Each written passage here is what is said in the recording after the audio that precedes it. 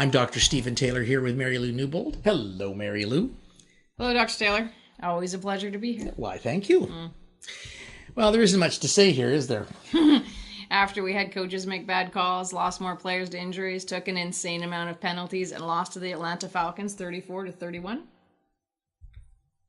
They only had 9 penalties this game. They didn't even hit the double digits. And the good news is, you got their name right. Well done. Let's talk about eyes. You know, I think that's probably not a bad idea. You asked about color blindness on Monday's Facebook Live video. Do you want me to talk about that again? No. Oh. We'll leave that for another podcast. Oh, wonderful. I wanted to ask you why some people can read while in a moving car and others cannot. And, then they kind of turn green? You see, we can even talk about color blindness. Some people can't see the color green. Seriously. You've spoken about how pilots need to be able to see the horizon, and this has something to do with motion sickness. Can you explain a bit more? Good grief. You pick some subjects that require some pretty sophisticated answers, and then you want a one-sentence answer, don't you? Correct. All right.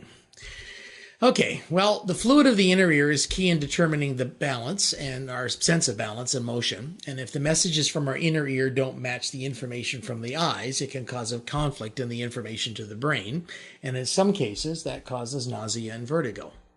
And, when we try to focus on the horizon, it can override the misinformation from the inner ear and sometimes relieve the sensation of vertigo and hopefully feel a little bit better if we're seasick and carsick for that matter.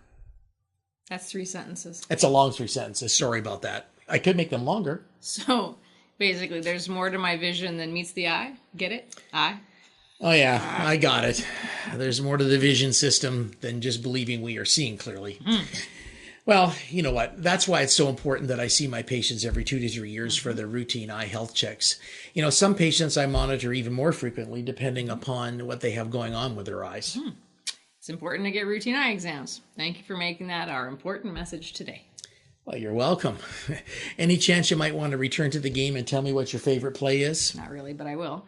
We had 2 pretty unusual blocks happen when our kicker, Blair Walsh, had to stop the opening run back. Seattle won the toss and deferred, so Blair Walsh kicks off. And here comes Andre Roberts.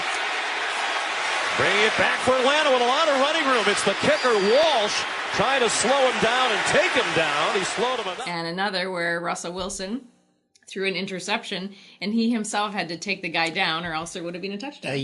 72 Saints, the 06 Lions. Wilson's on a winning team. He fires, and it's picked off right into the hands of Desmond Trufant. The Washington Husky and Tacoma native with a happy homecoming. Wilson tackled him. The ball came out. Trufant got it back. And great field position again for Atlanta at the 35-yard line of Seattle. I agree. Russell really had to pour on the gas to catch that guy, but he did. He's actually really fast and when he needs to be. How about you? What stood out for you this game? For me, Tyler Lockett had an outstanding game. Yeah. He returned several kicks for a lot of yardage, and one of them he ran 57 yards before being taken down, and so I'm giving it to him this game for sure.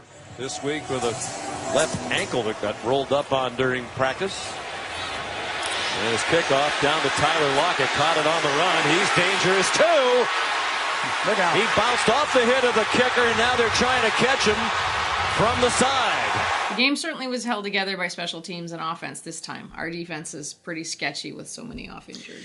I'm afraid so. And just like the eyes, the Seahawks have many different teams and systems to make the whole. So I'm hoping they can pull it all together very soon as the season is ticking away. I agree. Not a lot of time left for them to keep trying to figure it all out. They just need to win. And I think with that, we need to wrap this one up. I'm Mary Lou. And I'm Steven. Go Hawks! Go Hawks.